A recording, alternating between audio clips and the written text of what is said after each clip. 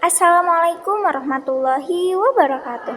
Perkenalkan, nama saya Fatmawati, mahasiswi UIN Sunan Gunung Jati Bandung, jurusan Tasawuf dan Psikoterapi. Untuk memenuhi tugas UTS, di sini saya membuat video pembelajaran tentang suluk. Maka dari itu, happy watching. Kali ini ada 3 pembahasan, topik dan subtopik yang akan saya bahas. Yang pertama, menjelaskan konsep suluk dalam Al-Quran berikut cara pencapaiannya. Yang kedua, mengeksplorasi ayat-ayat terkait dengan suluk dan kiat pencapaiannya. Yang ketiga, mengeksplorasi penafsiran ayat-ayat terkait dengan suluk dan kiat pencapaiannya. Sebenarnya apa sih itu suluk? Suluk secara bahasa berasal dari kata salaka yang berarti memasuki, melalui jalan, dan bertindak. Jadi yang dimaksud dengan suluk ini adalah sebuah metode perjalanan melalui berbagai keadaan dan kedudukan di bawah bimbingan seorang guru spiritual yang sering kita sebut sebagai mursyid. Nah, suluk merupakan metode pembinaan spiritual untuk para pengikutnya yang teknis pelaksanaannya sangat filosofis sekaligus cukup berat. Karena itu membutuhkan kesabaran dan ketekunan yang cukup serius.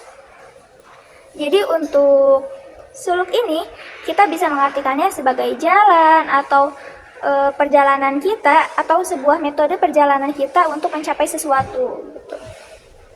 Nah, sementara itu ada juga suluk secara istilah. Suluk adalah penggambaran seseorang melalui berbagai makom. Cepat atau lambat, akhirnya ia akan mencapai tujuannya, yaitu tauhid yang sempurna, yakni pengakuan berdasarkan pengalaman bahwa Tuhan adalah satu. Nah, suluk ini bisa kita umpamakan juga semisal saya mau pulang ke Cianjur. Nah, pastinya akan ada berbagai jalan, namun ada yang dekat, ada juga yang jauh gitu. Nah, untuk yang dekat mungkin kita bisa jalan ke Bandung Barat, melewati Bandung Barat. Nah, sementara untuk yang jauh mungkin kita bisa muter dahulu dari Bandung ke Jakarta, ke Bekasi, Karawang, dan lain sebagainya gitu. Nah, jadi suluk ini bisa diartikan juga sebagai orang melalui berbagai makom itu tempat. Cepat atau lambat, akhirnya ia akan mencapai tujuannya gitu. Jadi meskipun kita nanti jalannya berbeda, tapi cepat atau lambat kita akan mencapai tujuan, begitu. Yang kedua, suluk adalah perjalanan yang ditentukan bagi orang yang berjalan kepada Allah melalui beberapa makom dan naik ke martabat yang tinggi. Suluk ini di sini dapat diartikan juga sebagai perjalanan kita sebagai seorang hamba yang nantinya tuh akan melalui beberapa tempat gitu. Misalkan kalau dalam tasawuf itu ada, kalau tidak salah, kurang lebih 7 makom. Berawal dari taubat, waro, juhud, tawakal, sabar, ridho gitu.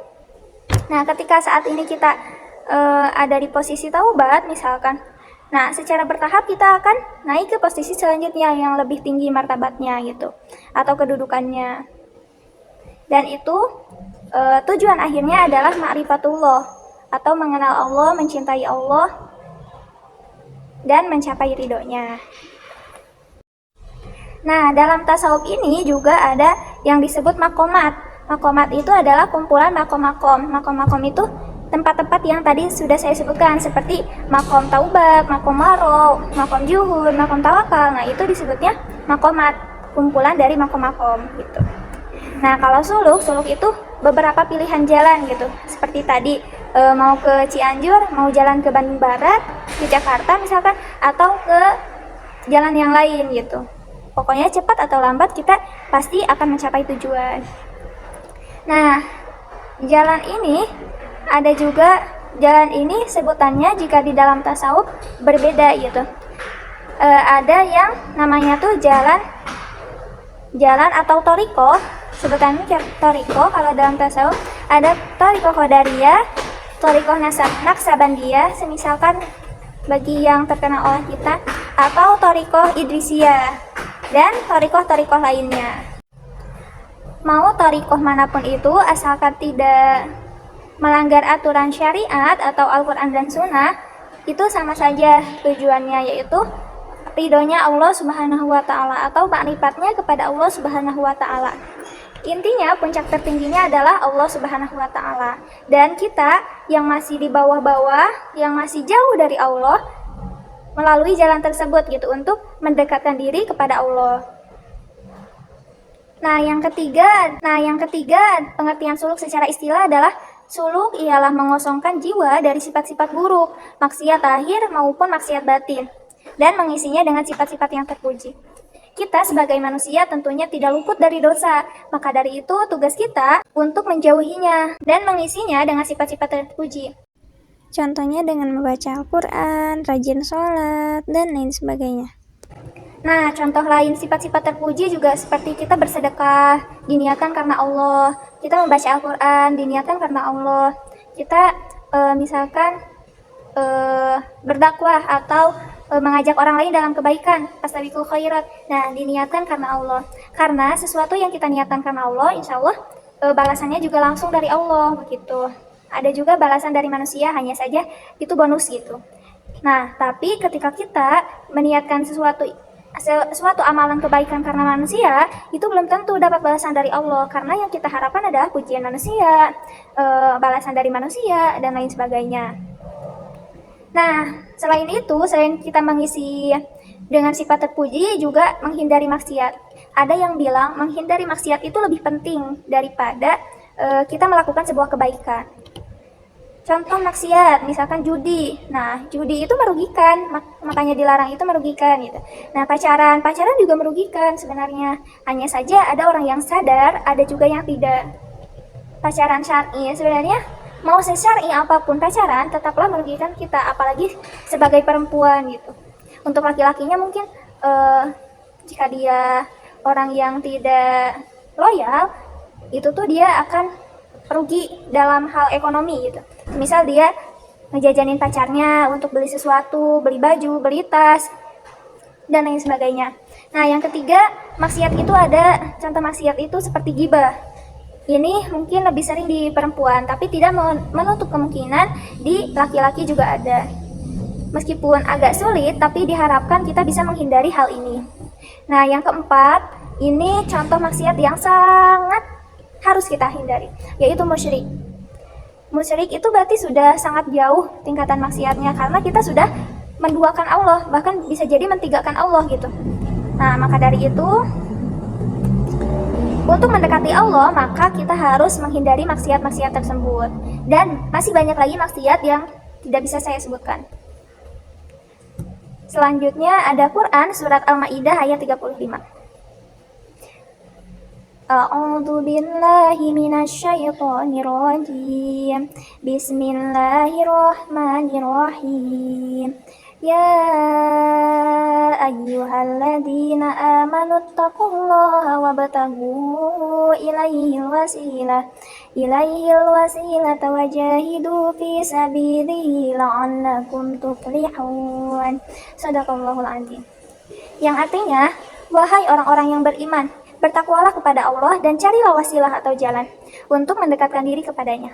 Dan berjihadlah atau berjuanglah di jalannya agar kamu beruntung. Ada tafsir yang memberi arti maka bersuluklah kamu, atau maka carilah wasilah, carilah jalan gitu untuk mendekatkan diri kepadanya agar kamu menjadi orang yang beruntung. Selanjutnya ada suluk dalam Al-Quran.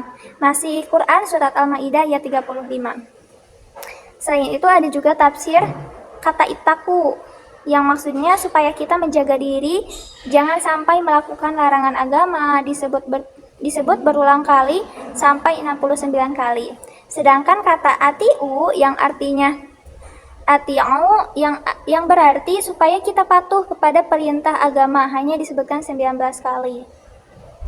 Nah, ini berkaitan dengan pengertian secara istilah tadi, yang kita harus menjauhi maksiat dan mengisinya dengan sifat-sifat terpuji.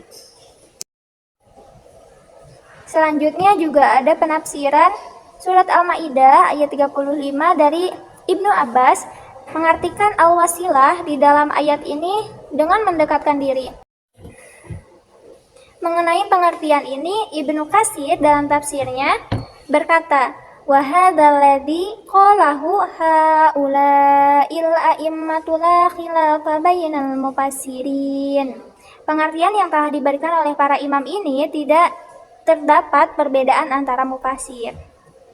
Kata wasilah ada kalanya berarti tempat tertinggi di surga, sebagaimana sabda Rasulullah SAW. Apabila engkau bersalawat kepadaku, maka mintalah untukku wasilah.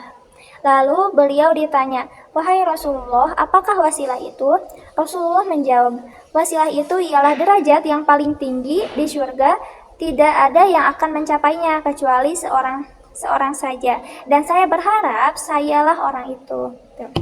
Jadi kita sebagai manusia yang penuh dosa tentunya membutuhkan wasilah, orang yang bisa kita minta syafaatnya begitu. Misalkan ini kita, terus ini tuh Nabi di sini misalkan. Nah sementara Allah tuh di sini misalkan. Untuk berdoa, misalkan kita berdoa, kita masih di sini. Kita berdoa, untuk doanya sampai ke sini tuh itu kemungkinan agak sulit karena jaraknya jauh. Tapi ketika misalkan kita di sini ada para ulama, misalkan kita berdoa meminta wasilah dari para ulama sampai ke Nabi. Nah, nanti beliau ini juga menyampaikan doa kita untuk sampai kepada Allah gitu. Jadi semisal bisa kita artikan juga, misalkan kita sekretaris organisasi nih, untuk mengajukan sebuah proposal kita harus melalui berbagai tahapan, misalkan ke TU dulu, terus nanti dari TU ke kesiswaan, dari kesiswaan ke bendahara, dari bendahara ke kepala sekolah, misalkan begitu. Jadi butuh sebuah tahapan-tahapan untuk mencapai tujuan kita itu. Seperti tadi kita berdoa, tidak mungkin doa kita langsung sampai kepada Allah gitu, tapi harus ada wasilah-wasilah dulu gitu.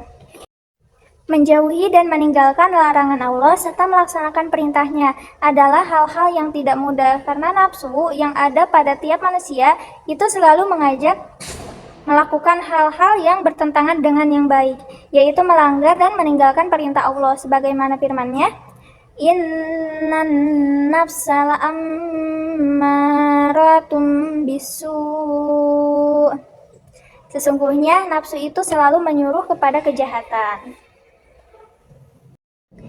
Jika kalian bertanya-tanya mengapa sih manusia itu selalu melakukan kejahatan atau kebatilan, karena di dalam diri manusia ada dua hal, yaitu akal dan yang kedua nafsu.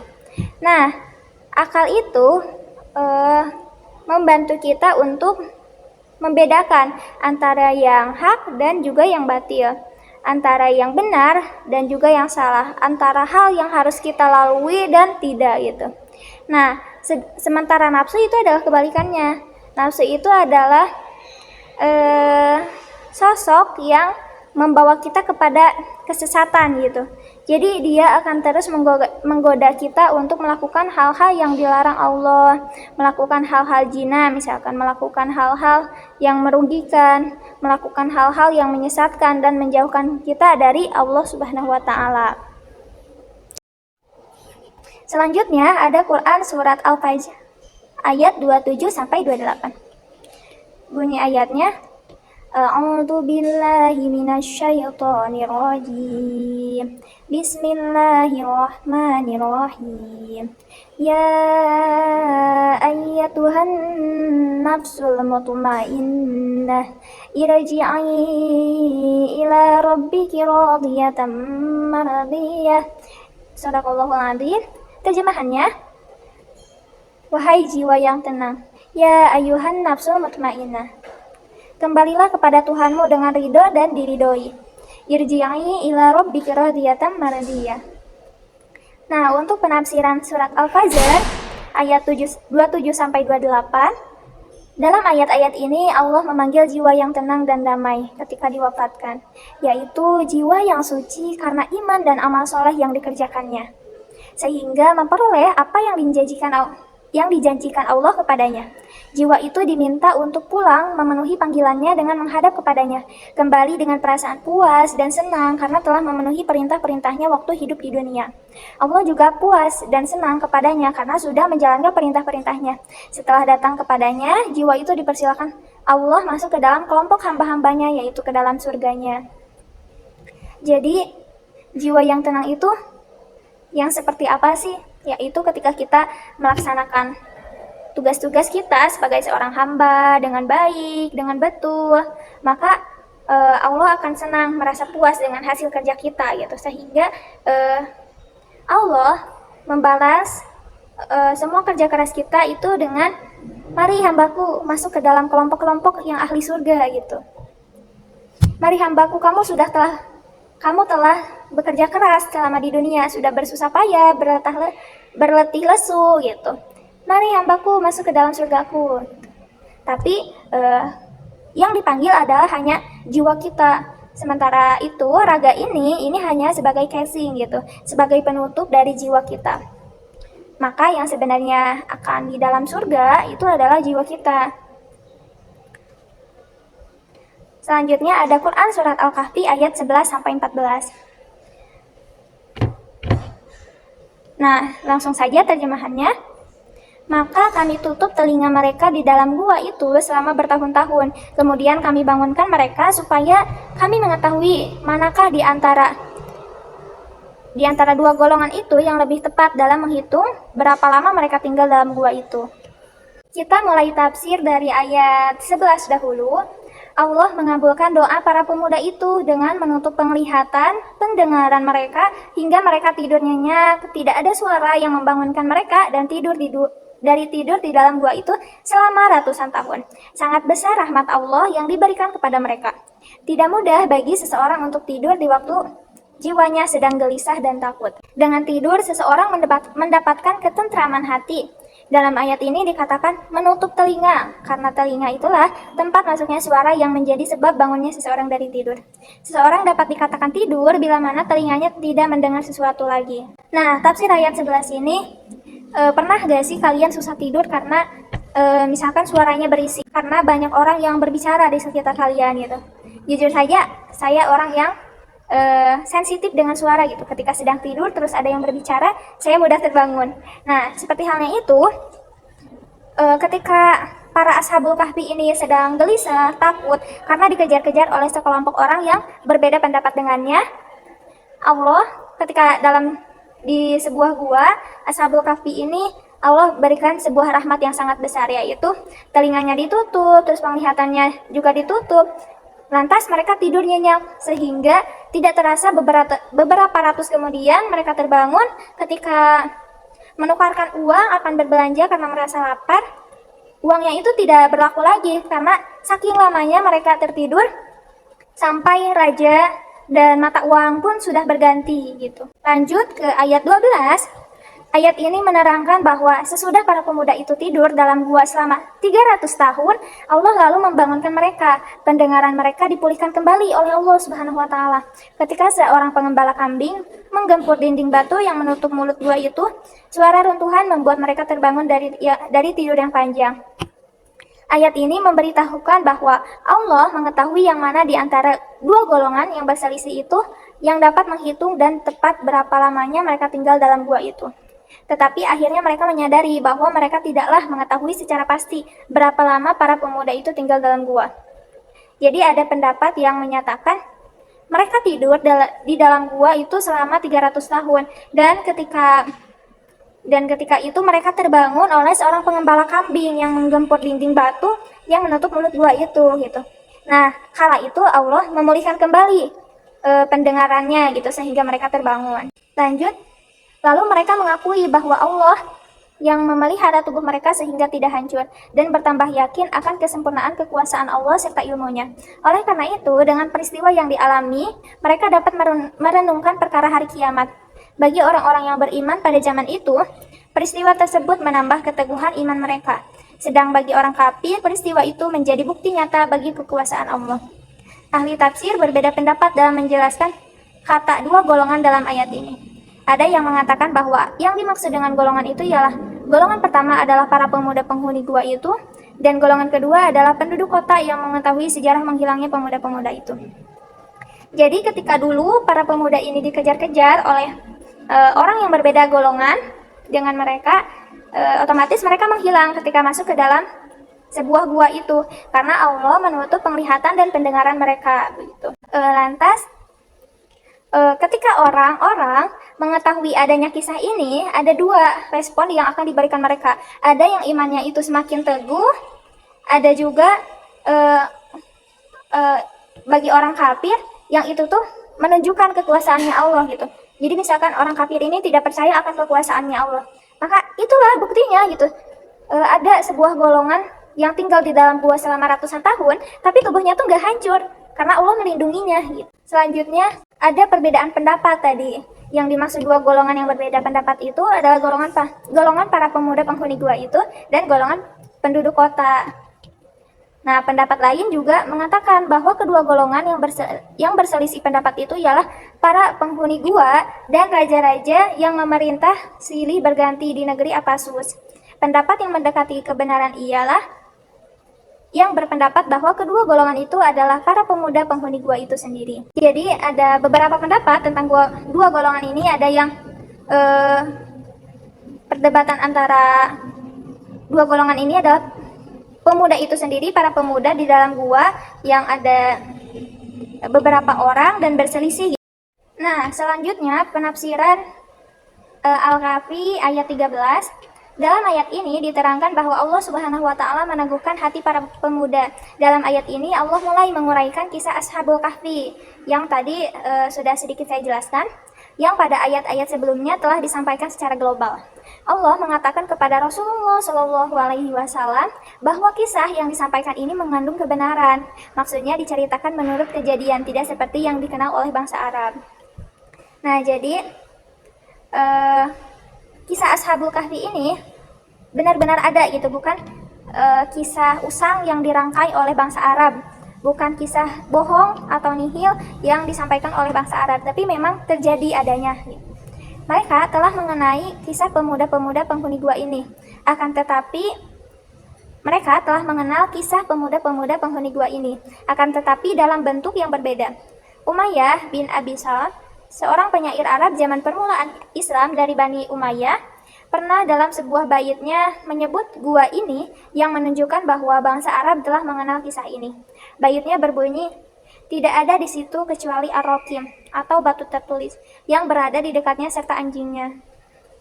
Jadi memang Ashabul Kahfi ini selain manusia ada juga satu anjing yang termasuk dalam golongan Ashabul Kahfi ini. Nah, sedang kaum itu tidur dalam gua.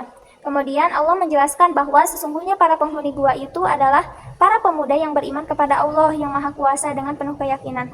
Meskipun masyarakat mereka menganut agama syirik, tetapi mereka dapat mempertahankan keimanan mereka dari pengaruh kemusyrikan. Memang para pemuda pada umumnya mempunyai sifat mudah menerima kebenaran. Mereka lebih cepat menerima petunjuk ke jalan yang benar dibandingkan dengan orang-orang tua yang sudah tenggelam dalam ajaran-ajaran yang batil. Oleh karena itu, dalam sejarah, terutama sejarah perkembangan Islam, para pemuda yang lebih banyak pertama kali menerima ajaran Allah dan Rasul-Nya.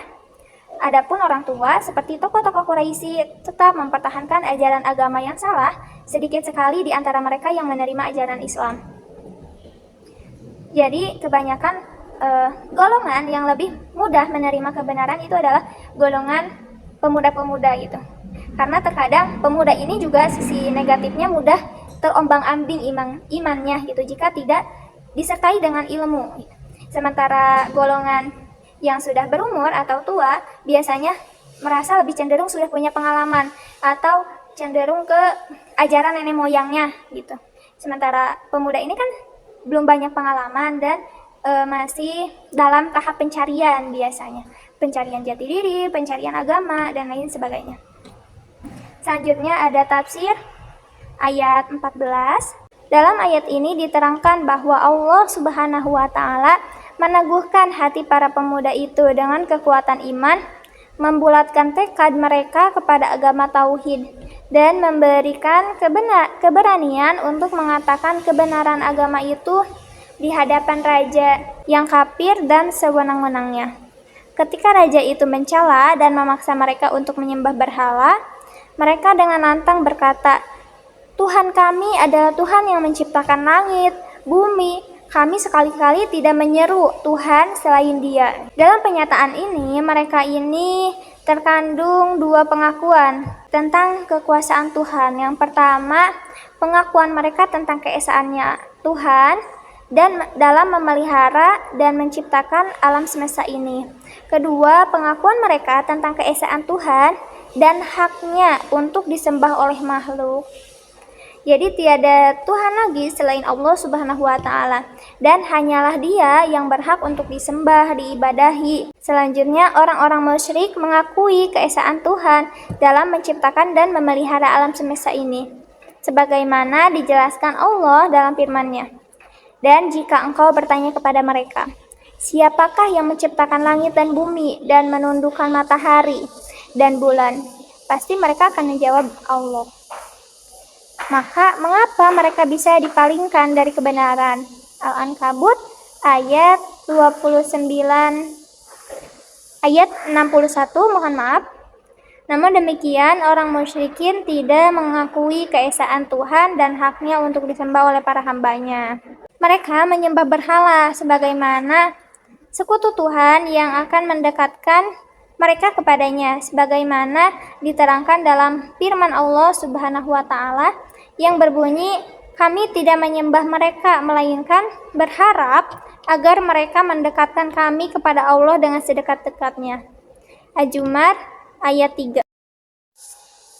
Nah, sesudah para pemuda itu menyatakan pengakuan mereka tentang keesaan Tuhan, lalu mereka memberikan alasan penolakan terhadap penyembahan berhala sebagaimana yang dikehendaki oleh Raja Decianus. Mereka menyatakan bahwa jika mereka menyembah dan berdoa kepada selain Allah, itu berarti mengerjakan sesuatu yang jauh dari kebenaran. Jadi para pemuda ini sebagaimana orang mukmin atau muslim menolak gitu ajaran yang bertentangan dengan ajaran mereka. Jadi ketika ada kesalahan berlaku di suatu kaum, kita sebagai orang yang mempunyai ajaran yang benar harus berusaha untuk